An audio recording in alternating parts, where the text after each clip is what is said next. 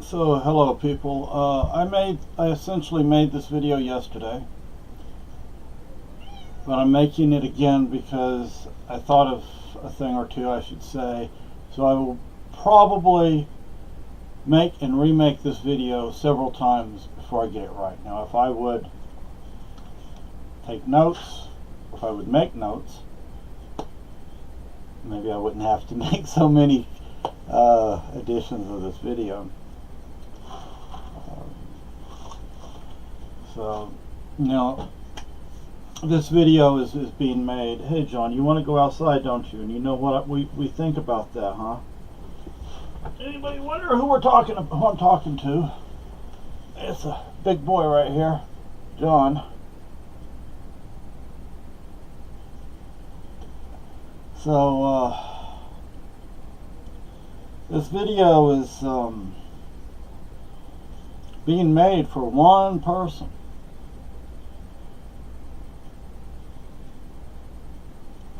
Being made for one person. Anybody who, okay, this is going to be the only video on this channel I show my face. So,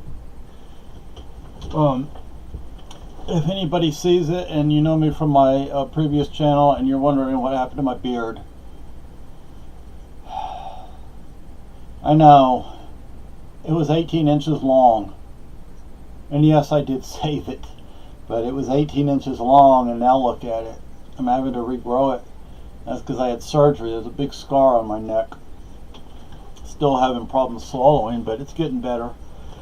So if anybody's wondering, that's why I don't have an 18-inch long beard right now. It took me, what, 8 years to grow that thing? It's going to take a while to regrow it. Another 8 years. Who knows? By the time I'm 90, it may be touching the ground. I don't know if my wife in the other room would like that, but hey, I'm a redneck, what can I say? So, get that out of the way. So, 2.5 minutes into this video, I'm finally going to get to it. So, Sandra Thomas. LMSW or something like that. Licensed Master of Social Work. Social worker? How long have you been doing whatever the hell it is that you do? And you're just a social worker? Why not become a psychologist? Oh, I'm sorry, I forgot you're not smart enough to do that. Now, Sandra, look, if you get pissed off at me, if you want to sick your girlfriend on me, go ahead. You know, do that kind of thing. You know, that passive aggressive. You know, get somebody else to take care of your business for you. I don't like you, Sandra Thomas. I don't like you one iota. Little Greek there. I don't like you at all. I think you're scum of the earth. How about that? I'm going to get into why.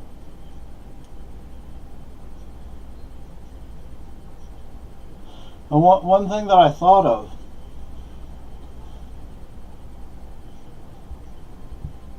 children need their father and their mother whenever possible. It's not always possible. My wife had a situation. Actually, my first wife, my late wife that is, and my current wife, both had situations where it just was not possible. For very legitimate reasons. And no fault of their own, no fault of theirs. Just sometimes you meet men that aren't men. You meet males that are a-holes. It's that simple. And sometimes you meet women that are a-holes, right, Sandra Thomas? So, whenever possible, I don't simply believe, I know that children need their father and their mother. Again, I know it's not always possible, but when possible, it should be that way.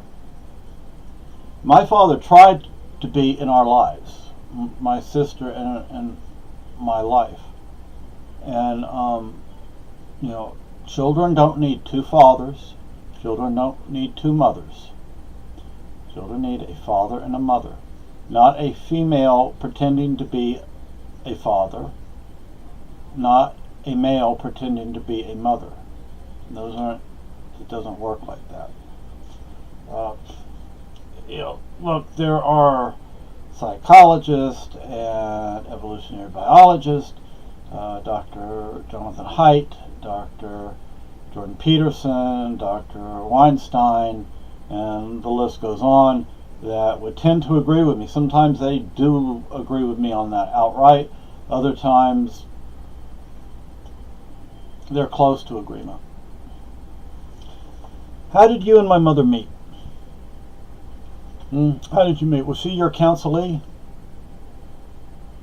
I could report you to the state, whatever state agency deals with that kind of thing in Texas, but having reported abuse, elder abuse, against my mother, and they didn't do a damn thing, whatever regulatory agency it was, I don't remember. Having reported and known people that have reported abuse in psychiatric facilities, and not a damn thing was done about it. That's Texas for you.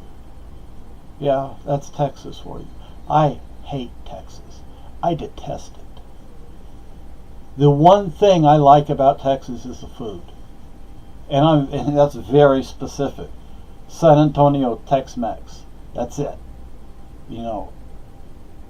I can do barbecue and I can do Tex-Mex myself, but and you can get good barbecue up here in New Hampshire. But let me tell you, that San Antonio Mexican food, it is to die for. It is fantastic. And you just can't get it anywhere else. You can't get it anywhere else in Texas, for that matter. One other thing I like about Texas is my sister is there. Other than that, I hate Texas. And in part because of people like you, Sandra Thomas. So, was my mother your counselee? Did you seduce her, or did she seduce you? She probably seduced you, right? That is immoral. It's also illegal to do that with your client, with your patient. Well, you're a social worker, you're not a doctor, so you don't have patients, you have clients. Yes, when I went to college, it was made very clear to us in a class that I took, we don't have patients because we're not doctors, we're not nurses. So, you, ma'am, you don't have patients, you have clients.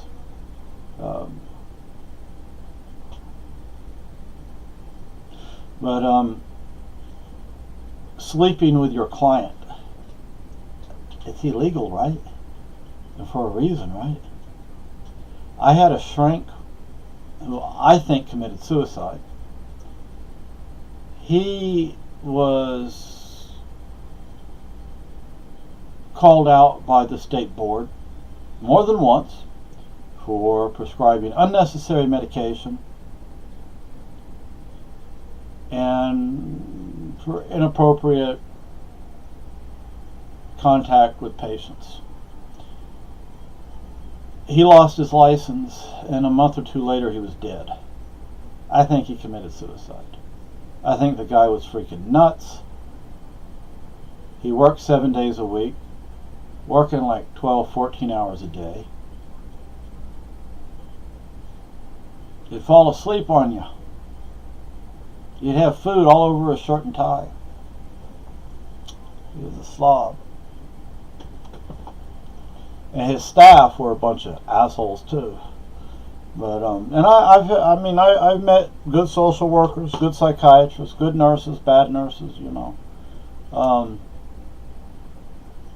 Sandra, did you at any point encourage my mother to send me to those institutions? Did you? Did you ever suggest to her a particular institution? These are serious questions. Do you know what goes on in those institutions? Even today it goes on. I hear from people. I'm a member of, I don't remember the name of the group. Actually, I'm not a member anymore because I'm no longer on Facebook. And I actually found the organization back in MySpace days. And I actually made some YouTube videos for them. I've seen it firsthand. It goes on today. I have seen psych patients assaulted by staff for no reason. It goes on. It happens. And don't tell me it doesn't happen, because I've seen it and I've experienced it. Sandra, I was raped. I was beaten. I was abused. I was denied an education in those institutions. One institution, I received an education for all subjects the whole time I was there. One institution, I learned to read, and that's all I got out of it. A third institution, one class, one teacher, one subject. I learned, and I actually went up 2 grade levels in. The rest of the time there was scary as hell, because it was violent as shit. Okay, it was violent. It was sexual violence, physical violence, emotional abuse. Did you ever have anything to do with me being sent to any of those institutions? Because if you did, you should be held criminally responsible. Too bad the statute of limitations is run out on those things. Although across the river in Vermont, there are children or adults now, people my age, who are suing, who are able to sue institutions that they were in the 70s and 80s, or in the 80s, in the 80s. Vermont changed their laws so that can be done. And I reported all this stuff to the authorities in Texas. They didn't do a damn thing. Not a damn thing. And if you deny that this abuse goes on, then you're either a fucking liar or you're a fucking idiot. Which one? Or maybe you're both. What was the age difference between you and my mom? What, 20, 30, 40 years? What was the age difference? It wasn't just a few years. It wasn't just 5 or 10 years. No way it could have been that.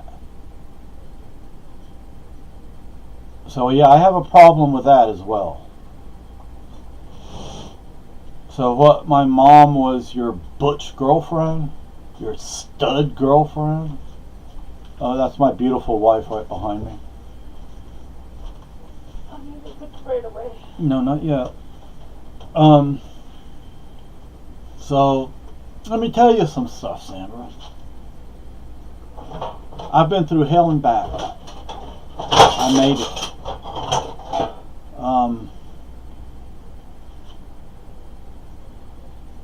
I've been through things that my mother and maybe even you said I'd never be able to handle. I could never deal with. But I've done it. It hasn't always been easy, but I've done it. My first wife, she developed breast cancer. I stood by her. I did not leave her. I did not run. I stayed with her. I dealt with it. We were together when she passed away. I went into a 2-year-long deep depression, but I managed to deal with it. I managed to handle it.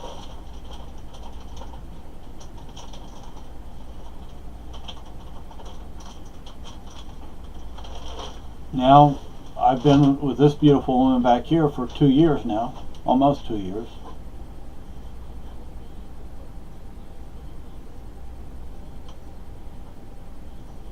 I don't think you ever went to see my mom in any nursing home.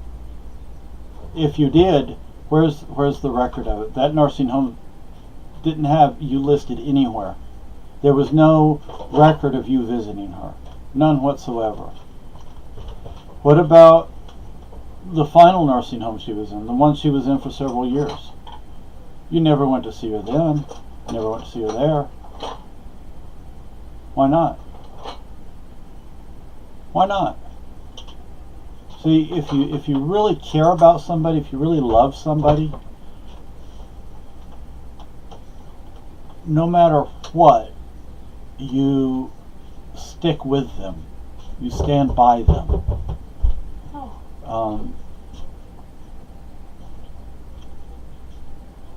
But I don't think you understand that concept any more than you understand the concept of children needing a father and a mother, not two mothers, not two fathers. I was the one brought up by a semi-closeted lesbian. Do you think I didn't know?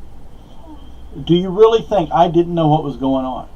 I mean, look, I'm being raised in a home. It wasn't a home, it was a house. She takes me to conservative churches and brings me up that way, and then I'm supposed to think that the way you two behaved was right? I mean, really? I mean, I don't care if somebody's straight, gay, bi, trans, this, that, or something else. But there's a proper way to present yourself. There's a proper way to deal with things. Now, I accept that in the 70s, you know, it was a little different. Actually, a lot different.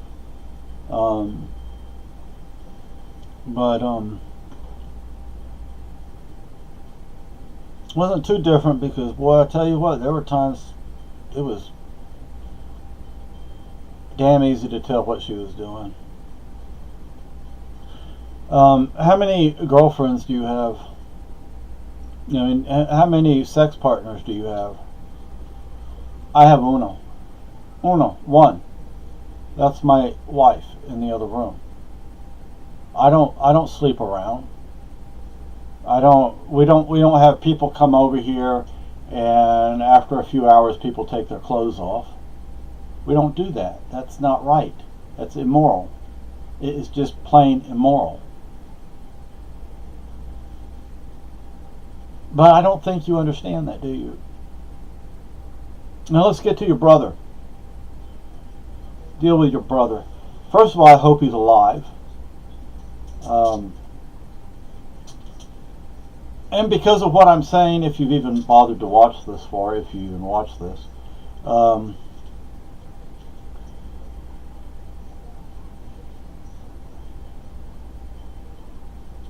first of all, I hope your brother's alive, and I hope he's doing well. Do you send him to AA? Do you send him to NA? You know, AA's own numbers show a 3 to 8% success rate. 3 to 8%, that's their own numbers. That's from their numbers. From their, what was it, their triennial survey. There are programs that actually work. See, AA is a cult. It's a religious cult. You have to have God in AA, therefore it's religious, period. And don't try and play bullshit games with me about it, because I was in that cult for a couple of years, and I know. I learned to be responsible. I will drink 2 or 3 times a year, and that's it. I get drunk off 1 beer, so why should I even drink? You know, so anyway.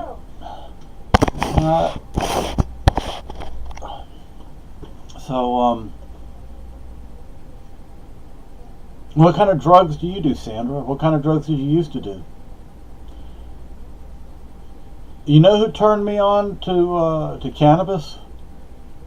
Somebody who worked for PDAP. She worked for PDAP, and she turned me on.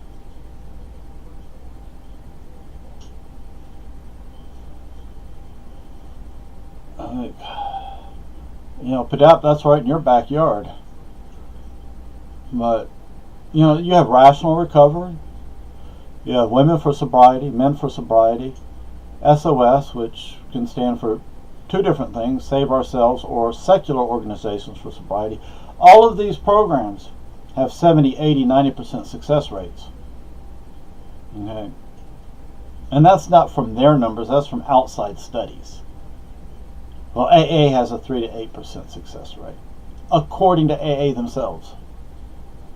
And nowhere in those 12 steps does it say, I'm never going to drink again. Nowhere in there does it say that. And although it says, well, you can take what you want and leave what you don't want, that's actually bullshit, because you have to work all the damn steps. Can't leave anything out. What it's called is being responsible. A lot of people drink, a lot of people drug because of pain, physical pain, and believe me, I know about physical pain. I have chronic back pain. That's one reason I had surgery on my neck. Although I still have it, it's just certain things are better now than they were. And hopefully I won't become permanently paralyzed. I have partial paralysis, but that's actually a little better now. And so, with your socialized medicine in Texas, you have far more socialized medicine than we have in New Hampshire. New Hampshire is ranked as one of the two freest states in the Union. Florida and New Hampshire come in number 1 and 2. I don't remember which is 1 and which is 2. New Hampshire is probably number 1. Vermont, which is across the river, where I have 2 stepsons and a grandchild. Vermont and New York are listed as the 2 least free states in the Union.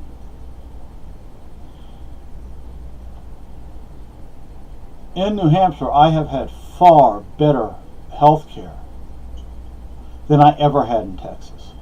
I have not been hospitalized once in the 8 or 9 years that I've been here for psych reasons. Texas, it wasn't like that. It could be damn scary in Texas too. Damn scary.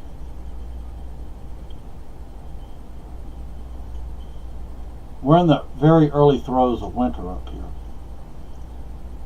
and I love it. Our summers do get as hot as they do in Texas, or at least damn close. We do hit the century mark, but that part of our summer only lasts 2, 3, 4 weeks, maybe 6 weeks at the most. I don't know why I brought that up, but I've had far better health care here. My family doctor, she's fantastic. I don't recall which medical school she went to, but a very prestigious medical school. She is also an attorney. I have great respect for the fact that she could not simply graduate law school, but pass the bar and pass the exams to be a doctor. Not just anybody can do those 2 things. Not just anybody can do one of those things. I knew this crazy girl in Texas. She graduated law school, but for the life of her, she couldn't pass the bar exam.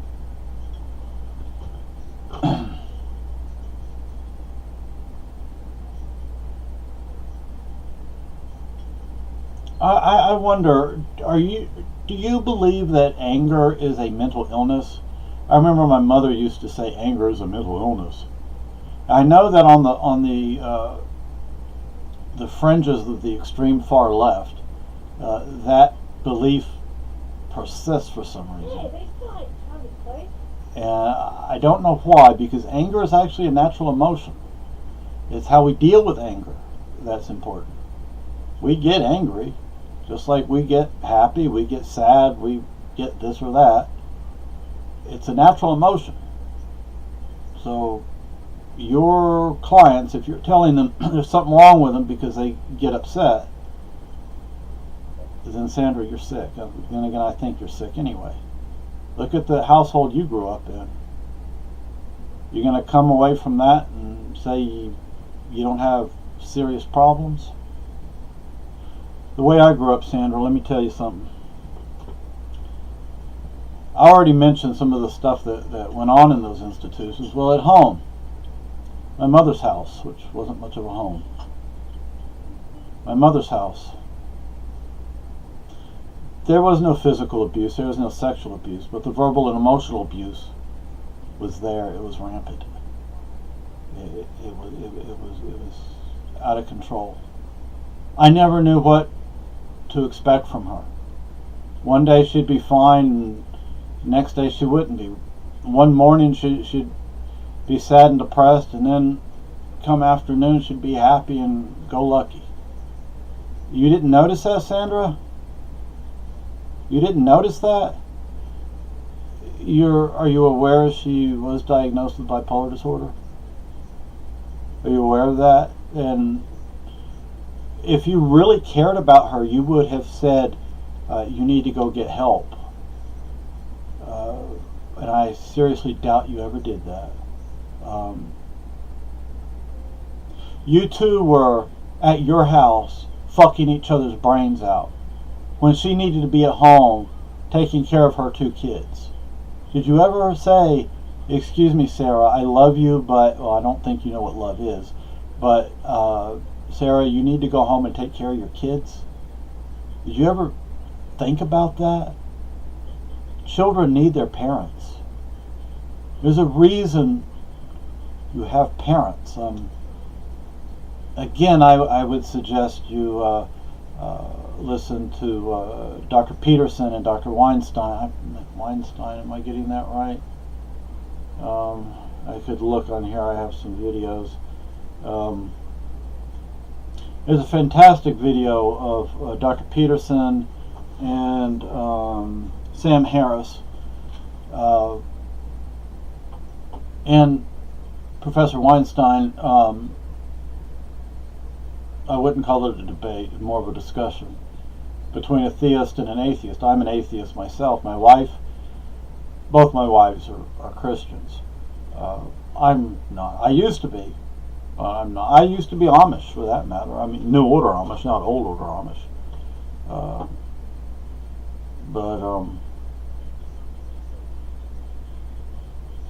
Let me see if I can look real fast. See if I can.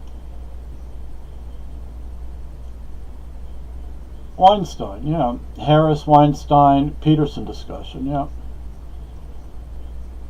But, and look, I don't know what you may think you know about Dr. Peterson. I mean, you may really disagree with him. I don't know. But I've heard a lot of crap said about Dr. Peterson that isn't true. If you actually pay attention to what he's saying, it's not what a lot of people say he says. The Young Turks has said things about these 3 men and about Sam Harris, and if you actually watch the videos, it's not what they said. The Young Turks are a bunch of socialist, communist assholes. There's a, oh gosh, did I mark it? Don't think I marked it, or maybe I did. Let me get my glasses on. Something very important here. Very important. If I marked it, I think I did.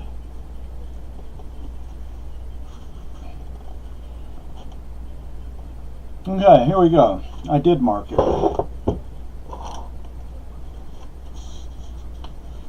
This is from Hitler's Beneficiaries, Plunder Racial War in the Nazi Welfare State. Is page 16, bottom of the page. Another source of the Nazi Party's popularity was its liberal borrowing from the intellectual tradition of the socialist left. Yes, the Nazis were socialists, like it or not. Many of the men who would become the movement's leaders have been involved in communist and socialist circles in the waning years of the Weimar Republic. In his memoirs, Adolf Eichmann repeatedly asserted, quote, "My political sentiments incline toward the left and emphasize socialist aspects every bit as much as nationalist ones. In the days when the movement was still doing battle in the streets," Eichmann added, He and his comrades had viewed Nazism and communism as quasi-siblings. And it goes on, also typical of his generation was Wolfgang Hillers, a leftist writer and art critic who declared the I has to be subjugated to a we, and the new German art can only be nourished from the wellspring of this we. And it talks about how some of these socialist and communist influenced, and I mean, remember, Hitler was a socialist. Mussolini was a communist. So, you know, it's important to understand that. Even if you don't like it, you know, like, who is it? I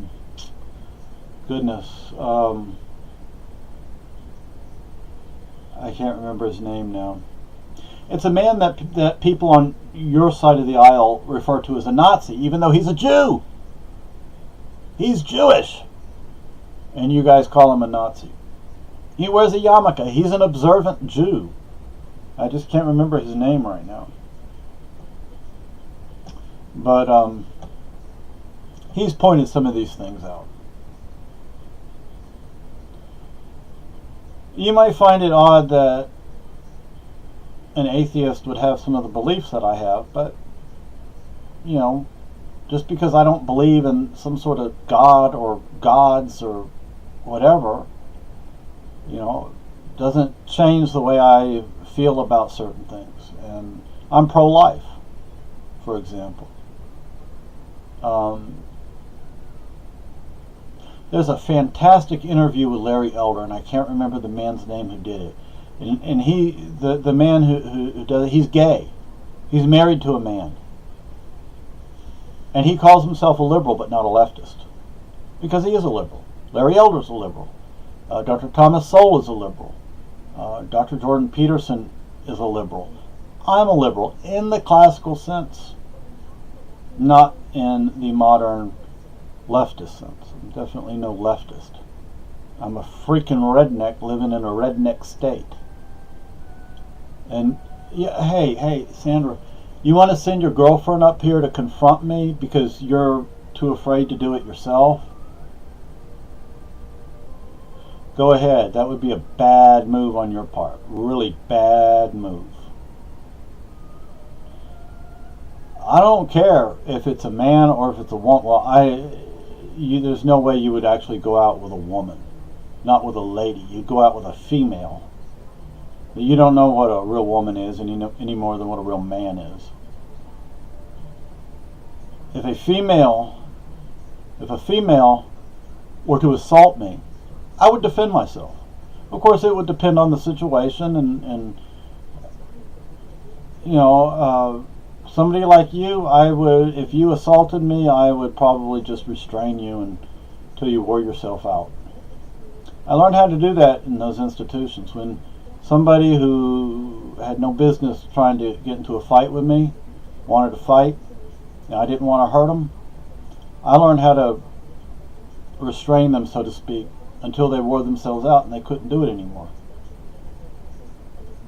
But if your girlfriend comes up here and punches me, I'll punch right back. I don't give a damn that she has two tits. That doesn't mean anything. Now, would I initiate a fight with a woman? Hell no. That's not manly. I don't do that. And yeah, Sandra, if your girlfriend comes up here and puts a gun in my face, I'm going to put two guns in her face. I don't play that game. No way in hell do I play that game. You don't pull guns on people unless you're going to actually use the damn gun. But you probably think people like me shouldn't have guns. You probably don't think anybody should have guns but the cops. Well, we saw in the Soviet Union and Nazi Germany, fascist Spain, fascist Italy, communist China, Vietnam, Laos, Venezuela, Cuba, Eastern Europe, North Korea, when only one group has guns. We learned that the hard way, didn't we? There's a reason the Founding Fathers put the right to keep and bear arms in the Constitution.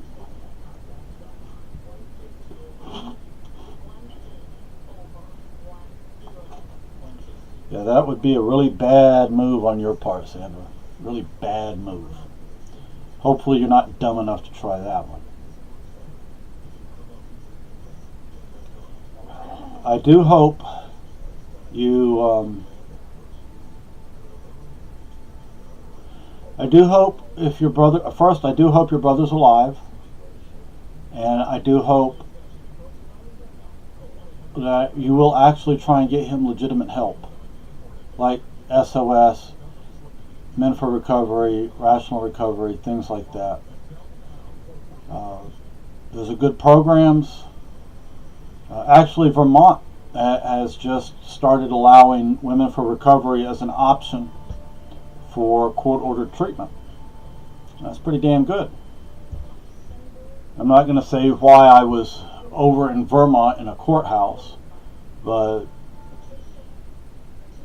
I was over there trying to help somebody.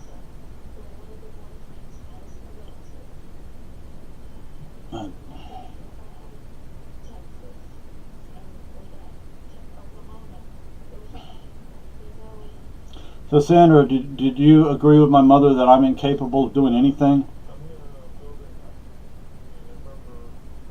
How in the hell have I accomplished all this shit? I've done it. I did it. You didn't do it. She didn't do it. I did it. Look, I get things wrong all the damn time. I make huge mistakes. But I try to correct those mistakes when I can. Sometimes you make a mistake, you can't change things. It's the way it is. Other times you do something wrong and you can correct it. And you can correct things, Sandra. Look at the screwed up household you grew up in. Look at how screwed up you are. Look how screwed up your brother is. Look how screwed up me and my sister are. Look at it. Look where me and my sister came from. There's a reason we're screwed up. My dad tried to see us. She wouldn't let him. He never laid a hand on me. Our dad was a great man. My father resigned his commission in the Army and left the Army so he could live close to us, so he could see us on a regular basis. And that bitch of a mother of mine refused to allow him to see us. The courts weren't going to help him any, so he went back into the Army. Otherwise, he would have stayed out of the Army for us. That was his career, Sandra. That was his career. He was on the fast track. He was going to at the least become a full colonel. Probably a brigadier general. But he left all of that for me and my sister. He left that for me and my sister. Can you understand how deeply a person can love and care about somebody to completely, totally, and utterly give up their career and go do something new and different in a new place? He had never been to Texas. He had been to Texas. He had never lived in Texas. He applied for citizenship in Brownsville, or near Brownsville. So he had been there. I don't know if you remember or not, my dad wasn't even from the United States. He was Canadian. And my grandparents were from Europe. I still have family in Europe. Spain, Germany, Ireland, Scotland, England, France. I have family in Europe. I have family in Canada. I have family in the United States. If it weren't for my family in the United States, things would not have worked out so well. They have been the best people I have ever dealt with. My mother's side of the family. They are just fantastic. They are fantastic people. Sandra, if you really cared about my mother in any way, shape, or form, you would have gone to see her in those nursing homes. And you didn't. And don't tell me you did if you didn't. I don't believe you. You told me once you did go see her. Prove it. Prove it. I need proof. Even if you saw her once, so what? She wound up in another nursing home for several years before she passed away. You never went to see her then. When my wife was dying, I was there with her. We were holding hands when she passed. I gave her a kiss on the forehead before I walked out of that room and told the nurse. I should have kissed her on the lips, but I didn't. But 20/20 hindsight. And our marriage certificate is on the wall in the living room. This beautiful woman in the living room right now, actually, both of those beautiful women happen to be in the living room right now. And my wife's urn is in there, but my living wife that's in the living room. I don't want to really say this right here because it's really none of your damn business, and you wouldn't understand anyway. But I'm going to marry that woman one day. But things have to be... Now, right now it's Christmas time. And her birthday, actually. Her birthday and Christmas time. So,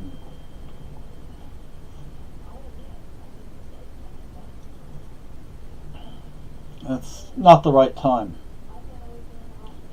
My stepson got married this year. We went to his wedding. Fantastic redneck wedding. Fantastic redneck wedding. Me and Carolyn had a redneck wedding too, so not quite like that though. But I have a feeling I'm in for a pleasant surprise, and I get married to Lisa.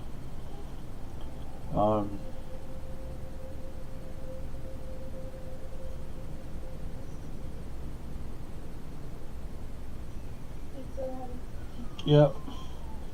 But anyway, Sandra, I hope you actually watch this entire video. I hope I said something that will trigger something in you, something positive. I hope you'll get your brother some real help, some legitimate help.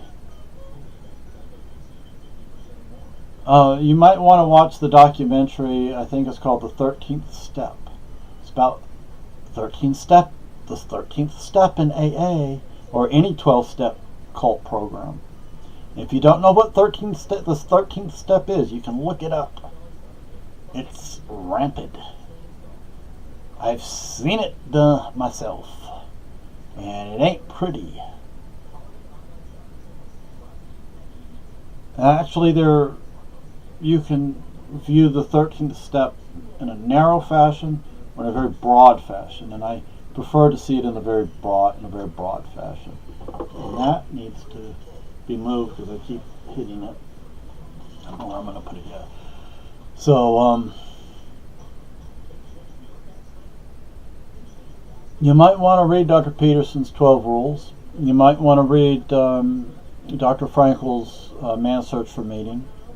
There's another book that really goes well with Man's Search for Meaning. It's called Prisoners of Our Thoughts. And I would recommend those.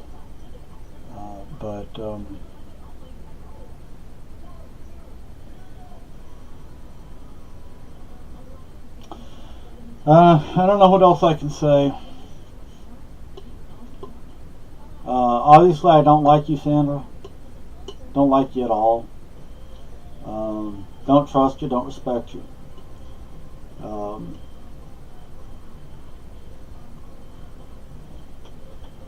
I remember that. That's a song on the TV. You and my mother may have danced to it in the discotheque, for all I know. Yeah, that's another thing. So, Sandra, Do you go to bars, clubs, discotheques? I don't. I don't need that kind of stuff. That's not where I met my wife. It's not where I met my first wife. It's not where I met my current wife. Yes, I say my wife because I consider her my wife, even though technically we're not married yet. We don't do those things. We don't need to do those things. How many bed buddies do you have? How many bed buddies do you have? I have one. That's my wife. And she has one. That's her husband, me. How many people do you sleep with? I can count the number of people I've slept with on less than 2 hands. How about that? Can you? Can you?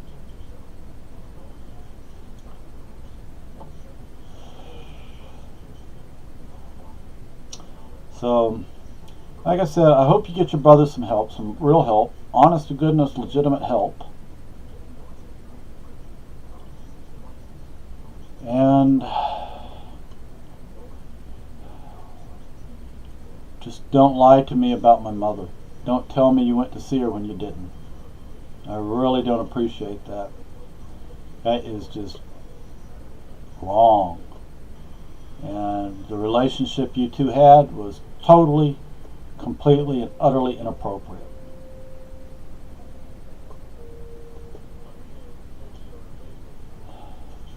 So I think I may have said everything I wanted to say in this video, and it's almost an hour long. But I wonder if you even have an attention span that will allow you to watch something for an hour.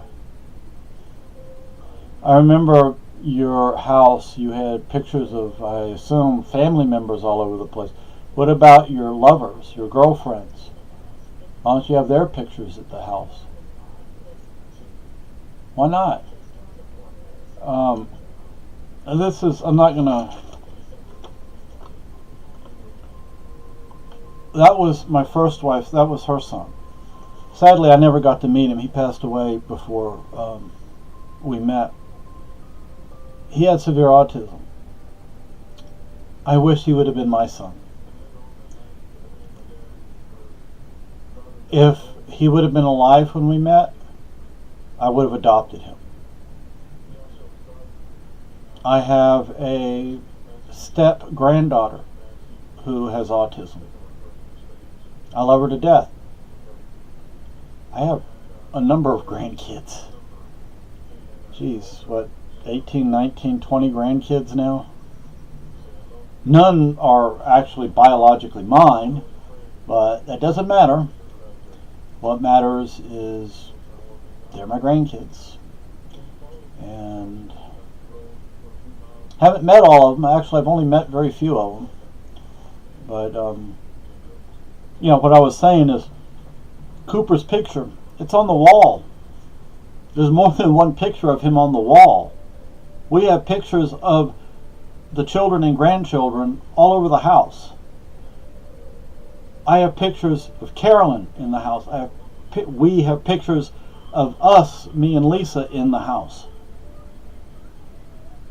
You don't put pictures of your brother, of your parents. I even have, even though I really did not like my mom, I still have pictures of her up because she's family and because I loved her. I didn't like her very much, but I loved her. And I don't think you can understand that. That may be a concept way over your head, which is sad. It's really sad. But I don't just put pictures all over the place just to have pictures. There are people I love and care about. There's a reason they're up there. They're not just for decoration. No, I don't think you even understand in the slightest the concept of family. I really don't think you understand that.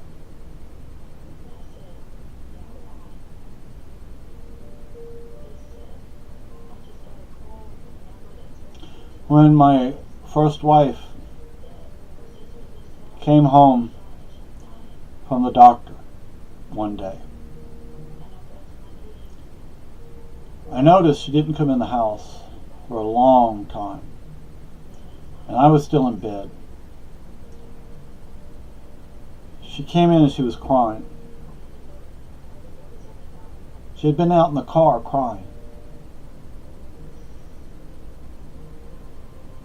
She had been diagnosed with stage 4 cancer.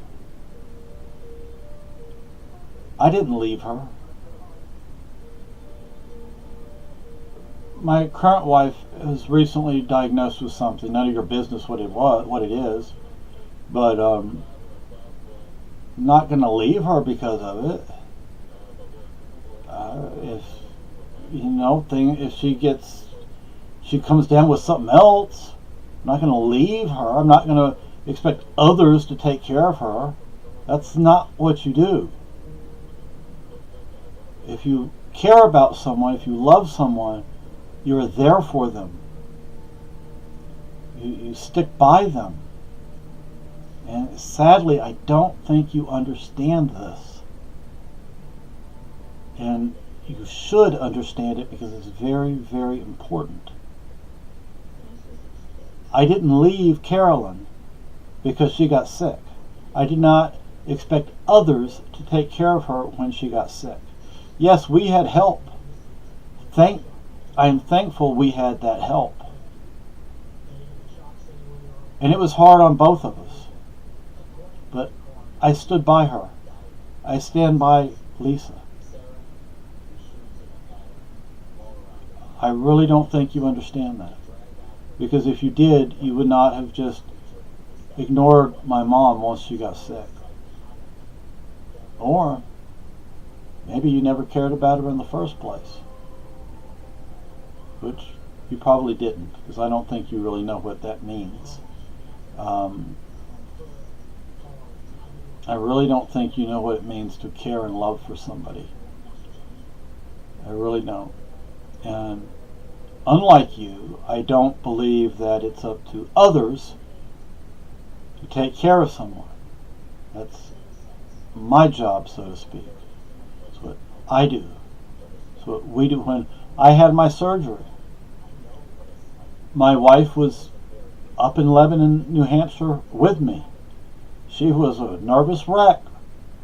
I don't remember how many hours the surgery was, but she was a nervous wreck. She told me, the doctors and nurses who were there told me. Once she came and saw me in recovery, and then she went with me up into the room where I was for 2 or 3 days, and then after that she was able to come home because they took me to a rehab hospital over in Vermont, which was a fantastic hospital, by the way. And I was there for about a week. I got off of pain medicine in 1 week. 1 week. I know someone took them 8 months. 8 months. Because I didn't want to get addicted to something. It took me 1 week. But it also says something about the quality of the surgeon that I saw. And his nurses and the other doctors involved. And you're not going to find that quality in Texas. You're just not. Not unless you're a multi-billionaire. But,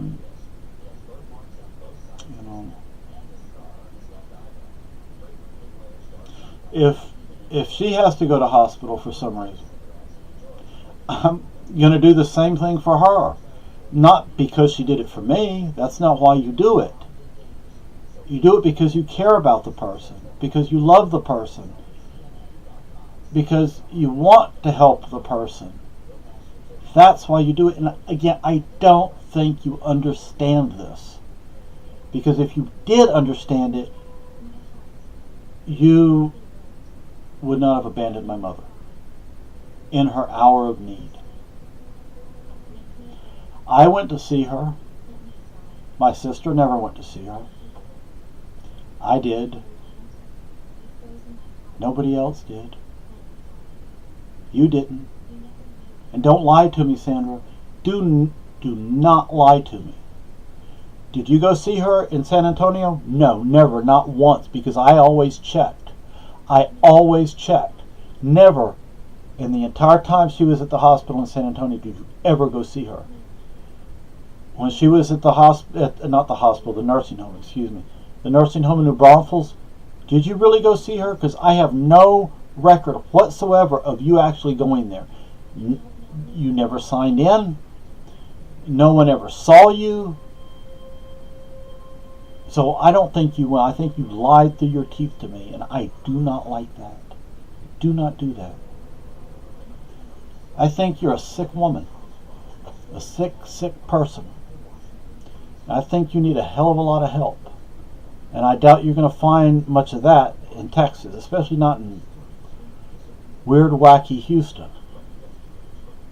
But anyway, I don't know what else to say, Sandra. I really don't, because, I don't like you. I really don't like you.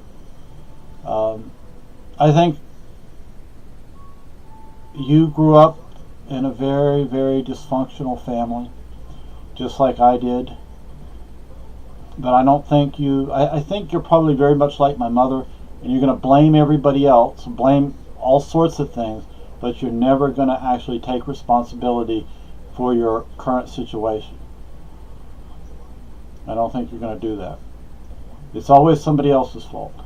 And believe me, I know people like that, and I don't like people like that. I can't stand people like that. I refuse to be around people like that. So, what can I say? I hope you have a good life, I guess. I don't know what else to say to you.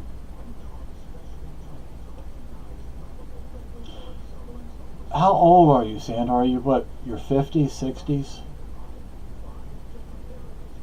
You can't be much older than that. There's no way you're in your 70s or 80s. Say you're in your 50s or 60s. And if that's the case, the relationship you and my mother had was very, very inappropriate. And if she was your client, it was even more so. It was even more inappropriate. Now, I don't know if you understand that or not. If you don't, you need to get help with it so you can understand it. So, I don't know what else to say. I'm just rambling now.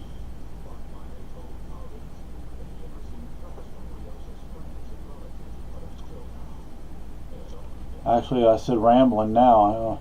I want to listen to some Tom Paxton. Ramblin' Boy, that's a good song. I'd like to listen to that. Too bad I don't have that. But I wish I did. Do you know what I went through, Sandra? There was the fire of '09. My mother getting sick. I lost my first wife. I lost my dog. All sorts of things. And I stood up like a man and dealt with it. Do you stand up and take responsibility for what you need to take responsibility for? Obviously you don't, because you didn't go see my mom. So obviously you never cared about her. But anyway, I'm redundant. So have a good life. I don't know what else I can say. May the bird of paradise fly up your nose.